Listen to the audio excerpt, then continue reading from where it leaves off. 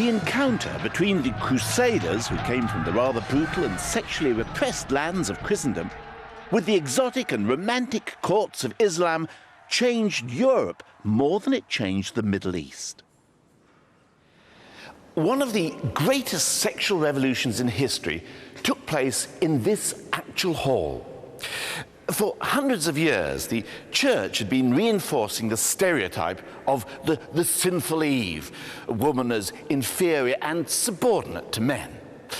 But here in Poitiers, in France, there was one woman who thought this had gone on for long enough, at least as far as she was concerned. Her name was Eleanor of Aquitaine. Eleanor was a very feisty lady. She was beautiful, charismatic, and sexy. But she was also married to the King of France, who wasn't. He was, well, Eleanor herself put it like this. She said, "I thought I'd married a man, but I find I've married a monk." They were not a happy couple.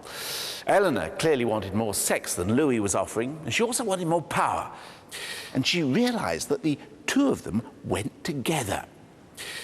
She had a storming love affair with this chap, who was then the Duke of Normandy. His name was Henry. She had her marriage to Louis annulled, on the grounds of incest, of course, and married him. And the following year, Henry made himself King of England and Eleanor Queen. And this is the palace the two of them built here in Poitiers. In it, Eleanor established an entirely new kind of court.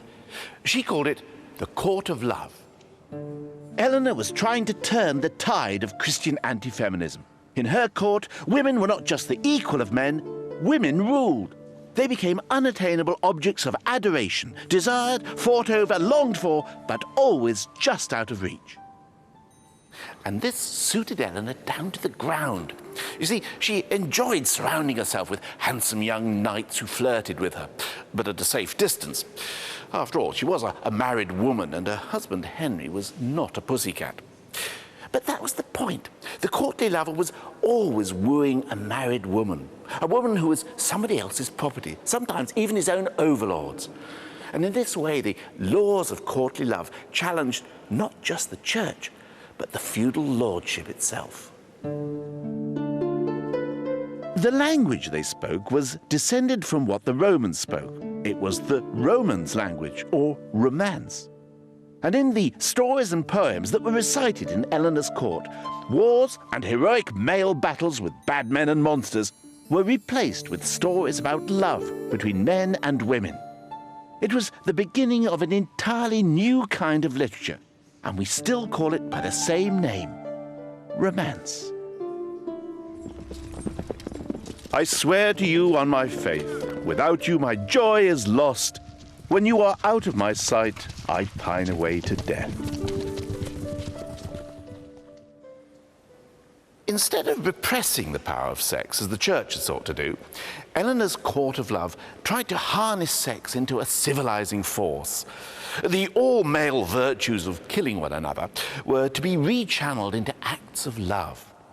The old battle stories about King Arthur, for example, were rewritten as a romantic saga about the adulterous love between Lancelot and Guinevere.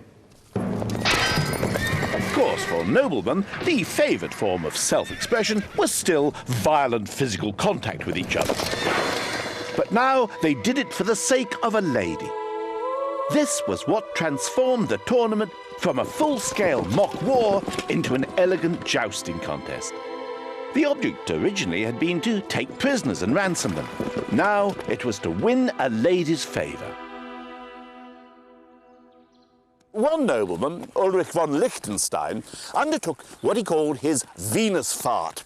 And before you get the wrong idea, that's German for Venus journey. Ulrich claimed that in 1227 he'd travelled from Venice to Vienna, dressed in the arms of Venus and challenging anyone to joust with him. If they beat him, he'd give them a valuable ring. But if he beat them, they would have to bow to the four corners of the earth in honour of his lady.